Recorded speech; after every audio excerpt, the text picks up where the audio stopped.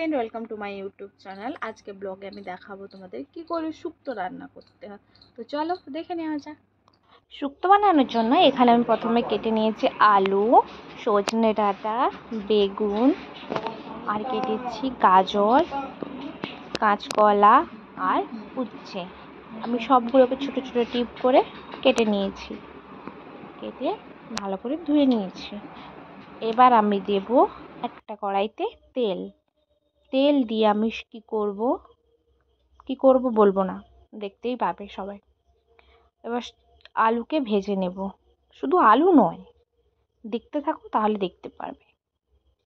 বিশেষ করে নিরামিষ তরকারির জন্য তো এটা মানে একটা ভালো খাবারই বলতে পারো, ভালো রান্না বা রেসিপি বলতে পারো। কারণ হচ্ছে নিরামিষের জন্য শুক্তোটা সব কিছুতেই মানে সবার মনে হয় ফেভারিট বলেই মনে হচ্ছে, আমার মতোই। আলু ভাজার পর আমি দিয়ে দেবো সজনে ডাঁটাগুলোকেও ভালো করে ভেজে নেব।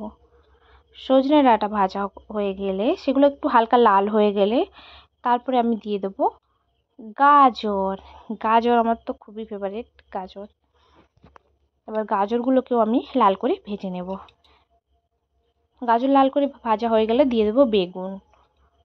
এবার বেগুনগুলোকেও লাল করে ভেজে নেব। অ্যাকচুয়ালি আমি শুক্তোটা ওই দিন কিছুদিন আগে আমার ভিডিওতে লাইভে দেখিয়েছিলাম, তো আমাকে একজন কমেন্ট করেছিল যে শুক্তোটা লাইভে দেখা মানে প্রায় 1 ঘন্টার উপরে, তো দেখতে প্রবলেম হচ্ছিল। তো ওটাকে রেসিপি মানে হচ্ছে একটা রান্নার ব্লগ করে যেন আমি পোস্ট করি, তাহলে ওনার দেখতে সুবিধে হবে। সেই জন্য দিদি তোমার জন্য আমি রেডি করে নিয়েছি, তো অবশ্যই দেখে নিও ভিডিওটা।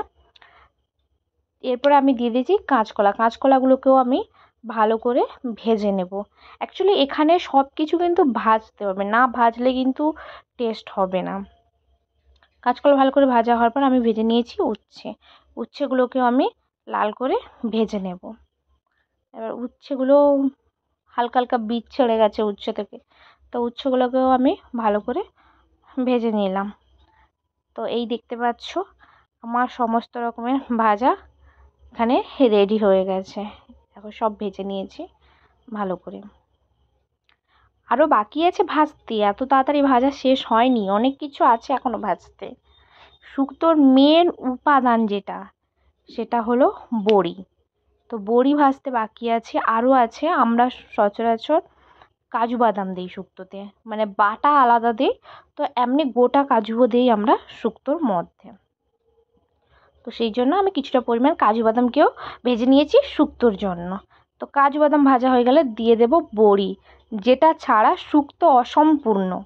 তো সেটাও আমি ভেজে নেব লাল করে। আর হ্যাঁ, মনে রাখবেন বড়িগুলো কিন্তু হালকা, মানে বেশি গুঁড়ো করবে না, মোটামুটি একটা হাতের চাপ দিলে যতটা গুঁড়ো হবে এতটা পরিমাণ গুঁড়ো করতে হবে। তো আমি কড়াইতে তেল দিলাম, অল্প পরিমাণ চিনি দিলাম। তো চিনি থেকে যখন বুদবুদ উঠবে, তো তখন আমি দিয়ে দেবো আদা বাটা, নিরামিষে তো আদা বাটা দেবো।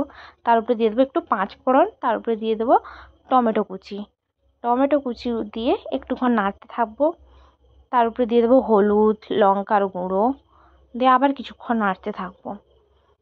তো তারপর যখন একটু লাল লাল ভাজা ভাজা হয়ে যাবে, তখন আমি এর উপরে দেব হালকা কাজু বাদামের পেস্ট। আমি কাজু বাদামের পেস্ট করে নিয়েছি, তো সেটা দিয়ে দেব।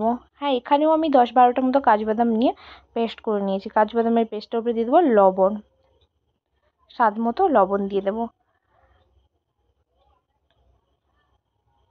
এবার লবণ দিয়ে ভালো করে এটাকে বানিয়ে নেব। তার উপরে দিয়ে দেবো সমস্ত ভেজে রাখা সবজি। এবার সবজিটাকে ভালো করে মিক্সড করে এবার আমি একটু উপরে জল দিয়ে কিছুক্ষণের জন্য ফুটিয়ে নেব। যেহেতু এটা ভাজা আছে সেই জন্য বেশি সময় লাগবে না। এই দেখো আমার একটা কত সুন্দর কালার চলেছে। তোমাদের কাছে রিকোয়েস্ট করব, যারা অবশ্যই শুক্তো খেতে ভালোবাসো তারা এটা বাড়িতে একবার ট্রাই করবেন, আর কেমন হয়েছে আমাকে অবশ্যই জানাবেন।